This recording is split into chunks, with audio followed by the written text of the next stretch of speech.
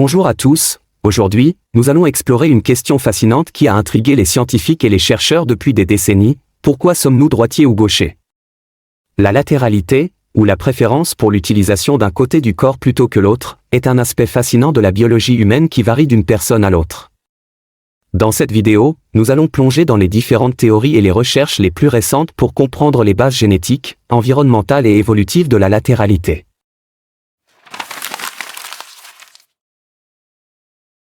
Mais avant de commencer, prenez un moment pour réfléchir: êtes-vous droitier, gaucher, ambidextre ou peut-être même croisé?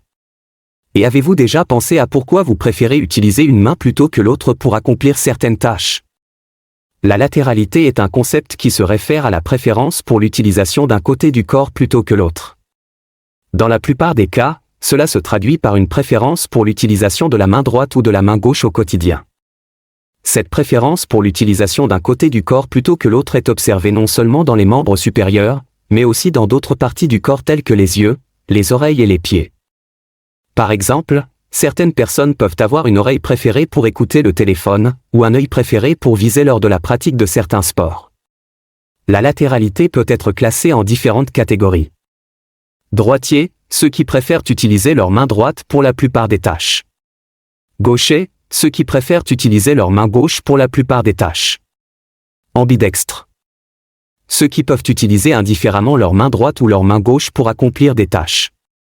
Croisé, ceux qui ont une préférence mixte pour l'utilisation de leurs mains, par exemple en utilisant la main gauche pour certaines tâches et la main droite pour d'autres.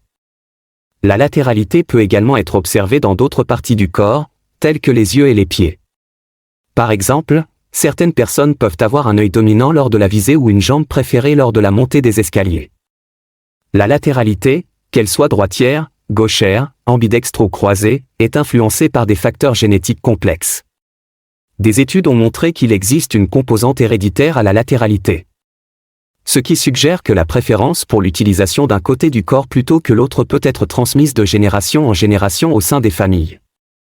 Des recherches sur les jumeaux identiques et non identiques ont fourni des preuves convaincantes du rôle des gènes dans la détermination de la latéralité.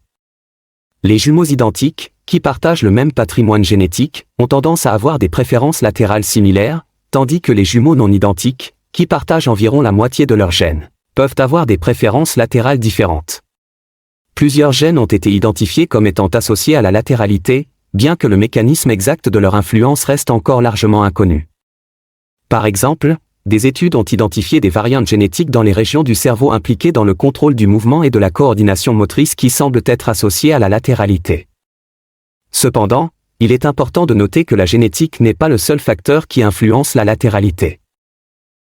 Outre les facteurs génétiques, l'environnement dans lequel un individu se développe peut également jouer un rôle important dans la détermination de sa latéralité.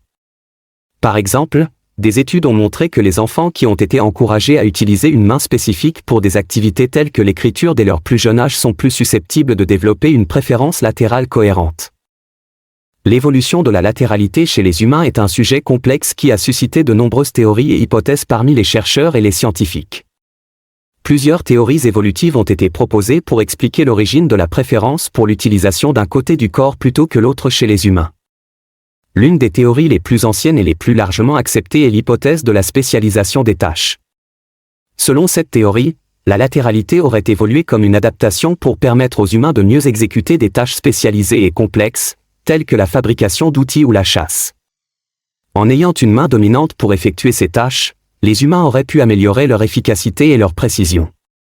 Voilà, c'était tout, merci d'avoir regardé la vidéo jusqu'à la fin. N'oubliez pas de la liker et de vous abonner à cette chaîne pour ne pas rater les prochaines vidéos.